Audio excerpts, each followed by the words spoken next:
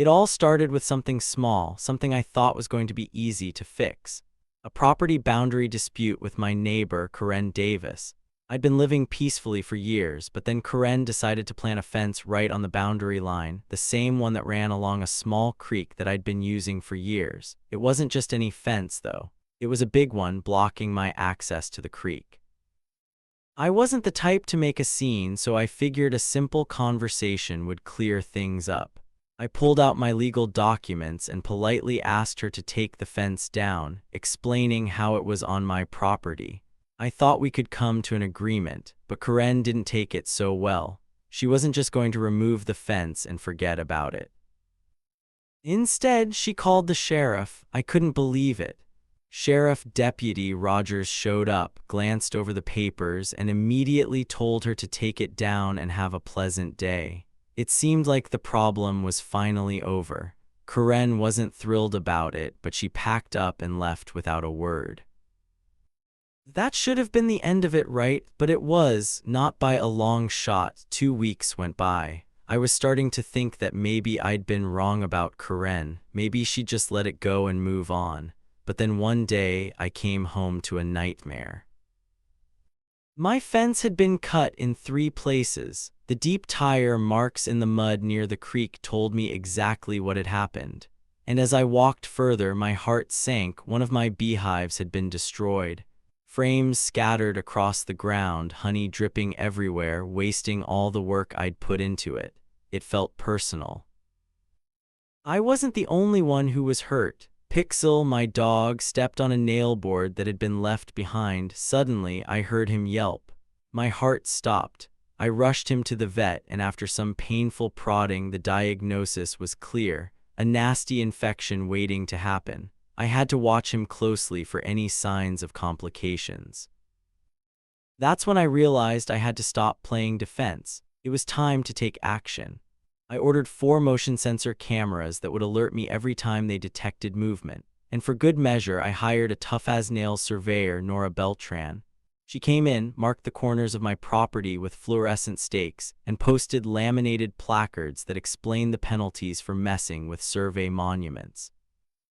That night at 1:13 a.m., my phone buzzed. The motion sensors were going off. I checked the live stream. 2 figures, both wearing hoodies, appeared on the screen. One of them grabbed the stakes and tossed them into the creek. The other pulled out a pair of bolt cutters and snipped the rest of the stakes. I froze for a moment as I watched. The moonlight caught the first figure's face for just a second. I knew that face. Chandler, a local troublemaker who'd been the subject of past sheriff calls. But the second figure, I didn't have to guess. Karen, there she was, clear as day, captured on my camera. I immediately contacted Deputy Rogers. He recognized Chandler right away and got to work. He secured a warrant for criminal mischief and trespassing. By dawn, he and 2 deputies were knocking on Chandler's door. Body cam footage later showed Chandler in his pajamas trying to claim he'd been asleep all night, but Rogers didn't need words. He just held up a still image from my camera. Chandler mid-grimace, bolt cutters in hand. Chandler shut up real fast. But Karen, she wasn't much better. When Rogers showed up at her house, he found the stolen stakes in her garage along with Nora's placards. There was even a half-empty can of spray paint, the same color used to deface my no trespassing signs. Karen tried to lie, claiming Chandler had stored tools in her garage without her knowledge, but Rogers had her dead to rights. And just like that, Karen and Chandler were arrested. While Chandler sat in jail, I thought things were finally starting to calm down. But as often happens with people like Karen, the situation only got worse before it got better. My lawyer, Elliot, had been busy behind the scenes. He subpoenaed the HOA's financial records, hoping to find some kind of connection between Karen's illegal gate and Chandler's actions. What he uncovered was a bombshell. It wasn't just the gate that Chandler had bought with the HOA's funds. It turned out that Chandler, who handled the HOA's bookkeeping, had written a string of checks for grounds improvements that never happened. We're talking $46,900 worth of fraudulent expenses. These weren't small mistakes, they were outright theft. But the real kicker, we found a cashier's check for $3,500 paid from the HOA's reserve account that was used to buy the gate that had been illegally installed on my property. Chandler had been funneling HOA money into his own pockets, and Karen had been the one to set it all in motion. When we dug even deeper, things got worse. Chandler had been forging documents and creating fake invoices to cover his tracks. He'd even gone so far as to fake meeting minutes to justify all of his bogus spending.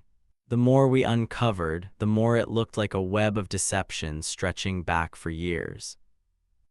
It wasn't just about me anymore. Chandler had been stealing from the HOA, and the board was furious. They voted unanimously to press charges against him.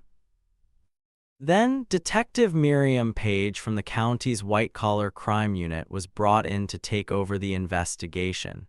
She got to work immediately, seizing Chandler's home computer, which was full of even more evidence, forged receipts, fake approval stamps, and even a template for fake documents he'd been using to cover up his crimes. But the bombshell didn't stop there.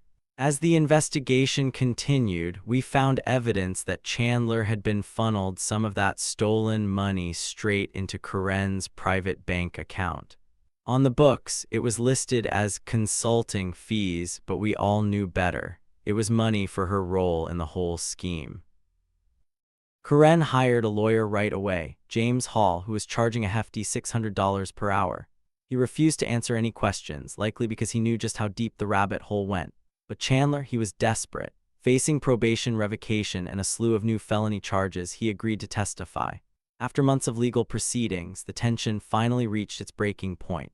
Chandler was now facing more than just a probation violation. The charges piled up: felony fraud, conspiracy, theft, and even criminal mischief. It was clear he was going down for good. But what happened next was even bigger than I expected. Chandler pled guilty to his probation violation, which triggered an automatic 18-month prison sentence for the original check-kiting charges he had been convicted of years earlier. But that wasn't the end of it. The DA made him an offer: testify truthfully against Karen, and he'd get a 4-year sentence with parole eligibility in 2 years. Chandler, with nothing left to lose, agreed. The courtroom was packed when Chandler took the stand. The air was thick with anticipation.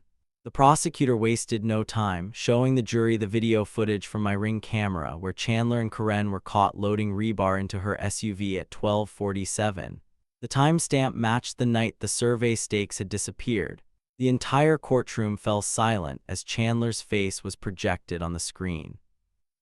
Then Chandler testified. He spoke about how Karen had been the mastermind behind the whole thing, how she promised him a piece of my land once the HOA had successfully annexed it.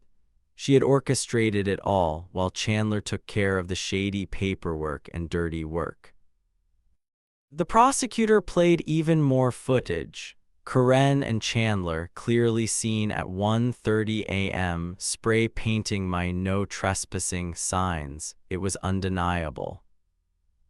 It only took the jury minutes to deliberate, and when they returned, the verdict was clear: guilty on all counts.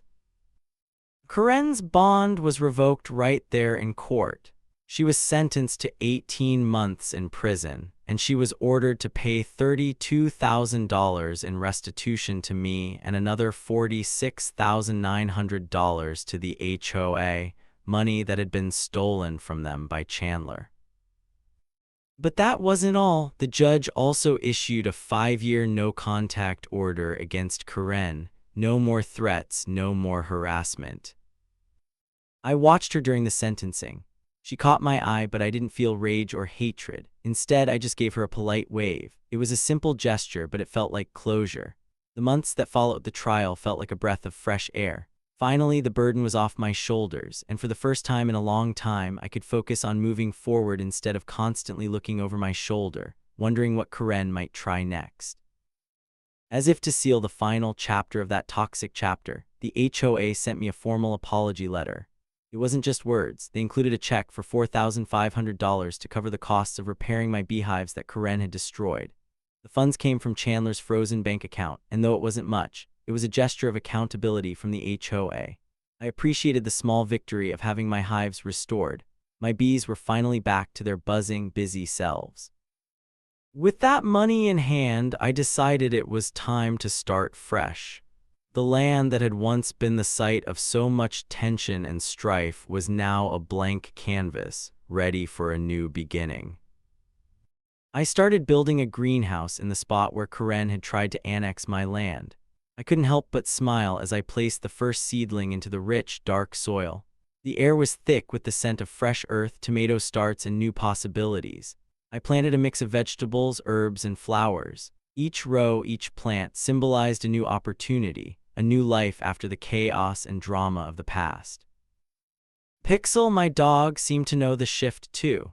He'd always been my faithful companion during this whole ordeal, but now he had a renewed sense of joy as we explored the land together, roaming freely without the constant threat of Karen's interference. We spent long afternoons walking along the now secure property, with the wind gently rustling the leaves of newly planted trees. But the peace was even more meaningful when I thought about the future, how much had changed, how much I had gained from this entire mess.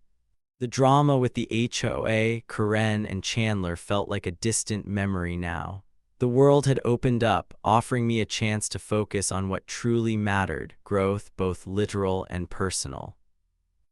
I couldn't help but think that, in a strange way, Karen's actions had led me to this moment. Without her harassment and manipulation, I might never have gotten the motivation to take full control of my property to make it truly my own. Now I was finally in a place where I could thrive. Just when I thought I could finally breathe easy, I received a letter that threatened to bring it all crashing down again. The letter was from Elaine Castor, a woman claiming to be Karen's heir and next of kin. She insisted that Karen had granted her a private right-of-way across my land before she was incarcerated. This wasn't just a family matter. It was a legal challenge that could open up all the wounds I thought I had finally closed.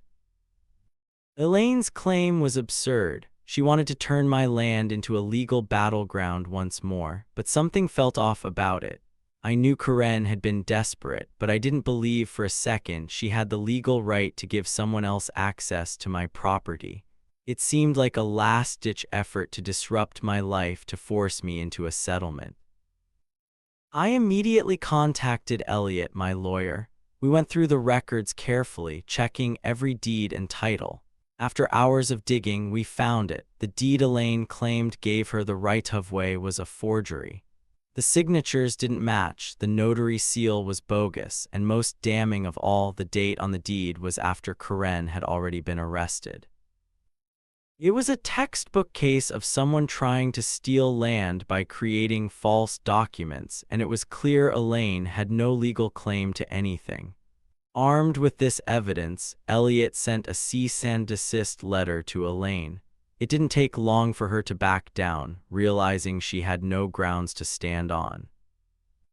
Just as I was starting to relax again, the state's crime victim fund surprised me with an unexpected check. The $58 a month came from Karen's prison wages, not a lot, but it added up over time. Seeing that money come in every month felt symbolic. The justice wasn't about the amount of money, it was about vindication.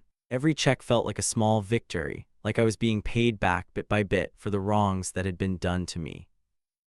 Then, out of nowhere, I received a letter from Chandler. I never thought I'd hear from him again, but there it was.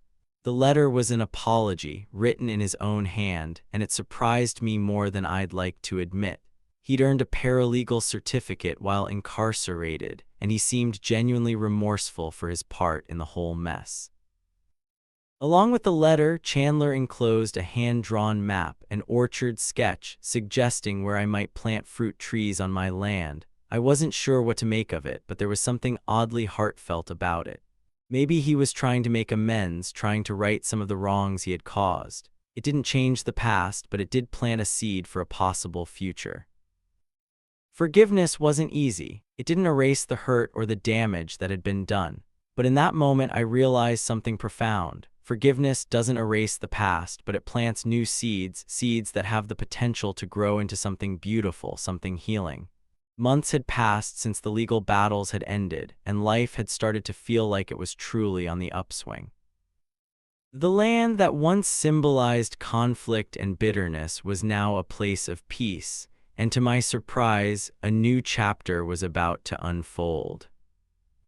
The property where Karen had once plotted and schemed, where she had built fences, destroyed hives, and tried to take what wasn't hers, was finally being put to better use. The nonprofit organization Sprout Tomorrow, known for its focus on organic farming and environmental stewardship, had bought the land. They had a vision, turning Karen's former lawn into native pollinator gardens.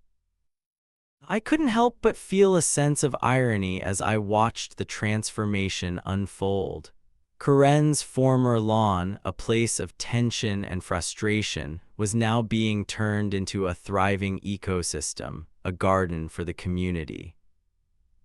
Sprout Tomorrow invited me to help design and plant the new gardens, focusing on native plants and flowers that would attract bees, butterflies, and other pollinators. As I worked alongside volunteers and experts, I felt like I was finally putting down roots in a way that felt healing, not just for me, but for the land itself. It was therapeutic, turning what was once a place of bitterness into a place of life and growth. But the true surprise came when Deputy Rogers showed up one Saturday morning to volunteer. He wasn't the only one. New HOA members had also joined in, all of them coming together for the cause. It was like a scene out of a movie, one of redemption and healing, with people from every corner of the community working side by side. Rogers brought his own tools and a bucket full of native seeds. We worked together, planting native flowers and shrubs that would soon attract bees and butterflies. It was the start of something bigger, a community effort where people who had once been divided came together to work towards something beautiful. The land that had been the site of so many battles was now being shaped into a space that would benefit everyone. As we planted the last row of flowers, I stood back and surveyed the landscape. The transformation was staggering. What had once been fenced off, a symbol of greed and control, was now a place for the public good. There were no fences, no barriers, just open fields filled with life and possibility. Karen's legacy, once built on conflict, had been turned into something positive. The community, once fractured by her actions, had come together to create something that would outlast any of the drama or bitterness she had tried to sow. This was the ultimate karma, from conflict to community, from destruction to growth. The land wasn't just hers anymore, it was ours, and that felt like the final victory. As the sunset cast its warm golden light over the blooming pollinator garden, I took a deep breath and let it out slowly. The garden, once the site of so much tension, was now full of life. The bees flitted from flower to flower, the butterflies danced on the breeze, and the air was thick with the promise of new beginnings. It had taken time, so much time, but the anger, the frustration, the fear, they all felt like a distant memory now. Karen was gone, and so was the constant pressure of her manipulations. The land, once a battleground, had found its purpose again, to nurture, to heal, and to grow. I thought of all the moments that had led me here, the shock of finding my property threatened, the heartbreak of seeing my land torn apart, the anger that bubbled up with every act of destruction. I remembered Pixel, my loyal dog, yelping in pain from the nailboard, and the sorrow I felt as my beehives lay broken in the mud. I thought about how, for so long, it felt like everything was falling apart. But now I stood in a place where the air was sweet with the scent of fresh earth, and all I could feel was a peace I hadn't known in so long. I'd fought for my rights.